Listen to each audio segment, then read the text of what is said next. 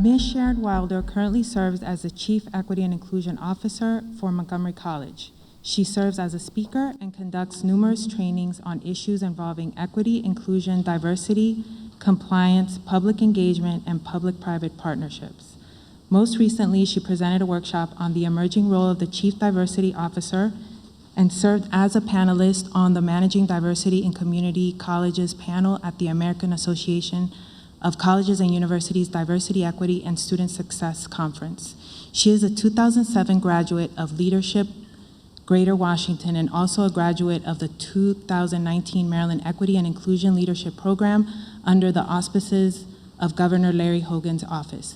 Sharon is a graduate of the University of Massachusetts Amherst, where she serves on the advisory board for the College of Social and Behavioral Sciences and attended the George Washington University, where she studied to become a certified public manager. She also has a Juris Doctorate from Georgetown University. Thank you so much, Jeanette Rojas, for your lovely introduction and for your leadership in this program. We really, really appreciate you taking the lead for this fall dialogue series. Again, my name is Sharon Wilder, and I'm the Chief Equity and Inclusion Officer at Montgomery College. And I'm pleased to welcome you all here today for what I am certain will be a courageous conversation for many of us. Today, we're talking about critical race theory, a topic that has exploded in the public arena this year, especially in education, where numerous state legislatures have been debating bills and passing laws banning its use in the classroom.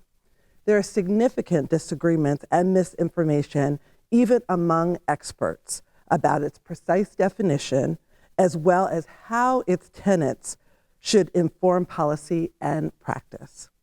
So our esteemed keynote presenter today will certainly delve further into this. However, I know many of you today are asking the question, just what is critical race theory anyway?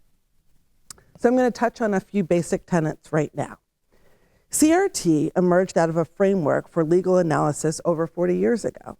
And it's really an academic concept created by legal scholars Derek Bell, Kimberly Crenshaw, Richard Delgado, among others. And you know, as a student at Georgetown Law, I studied this concept, not even expecting it would be thrown into the current national debate. The theory says that racism is part of everyday life. So people, white or non-white, who don't intend to be racist can nevertheless make choices that fuel racism. A good example of CRT is when in the 1930s, government officials literally drew lines around areas deemed poor financial risk. This is called redlining. They did this often explicitly due to the racial composition of those who lived in those communities. And then banks subsequently refused to offer mortgages to Black people in those areas. And today, those same patterns of discrimination live on through facially race-blind policies, like single-family zoning that prevents the building of affordable housing in advantaged majority white neighborhoods, and thus stymies racial desegregation efforts. Well, here in Montgomery County, our county leadership has been really intentional about making sure that these types of single-family zoning are not occurring here. Well, to an extent, the term critical race theory is now cited as the basis of all diversity and inclusion efforts, regardless of how much it's actually informed those programs. And one conservative organization, the Heritage Foundation, recently attributed a whole host of issues to CRT. Everything from the 2020 Black Lives Matter protest, LGBTQ plus clubs in schools, diversity training in federal agencies and organizations and those that receive federal dollars. And then, of course, just the general free speech debates on college campuses. The Heritage Foundation went on to say, when followed to its logical conclusion, CRT is destructive, and it rejects the fundamental ideas on which our constitutional republic is based. Now, some critics claim that this theory advocates discriminating against white people in order to achieve equity. they mainly aim those accusations at theorists who advocate for policies that explicitly take race into account. Last year, Montgomery College launched its first book club. Its first book club book was How to Be an Anti-Racist by Dr. Ibram X. Kendi. Now, in this book, Dr. Kendi states, white people are inherently privileged, while Black and other people of color are inherently oppressed and victimized, and that the United States was founded on racism.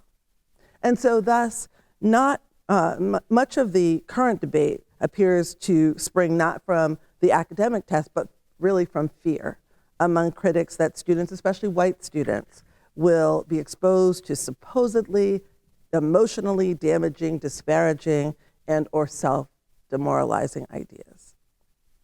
And all of these different ideas grow out of long-standing, tenacious intellectual debates.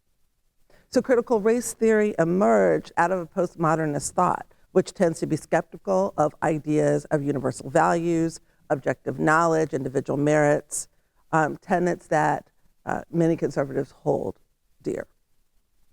So our speaker today, Dr. Tracy Dennis, will delve more into this as we reframe the narrative today.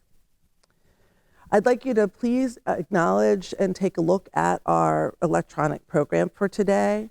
Take note of the community agreements that you will see there, and also acknowledge those that have helped us get to this program today.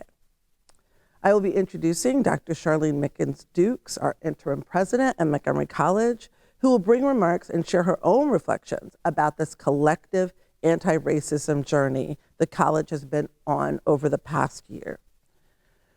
And we have used the the Office of Equity Inclusion's Cycle of Change model, which I developed 2 years ago, to help us think through what the evolution could be for each one of you in terms of equity and inclusion. This model can be found on the E&I website, and it demonstrates the cycle of growth, change, and action we expect members of our college community to undergo.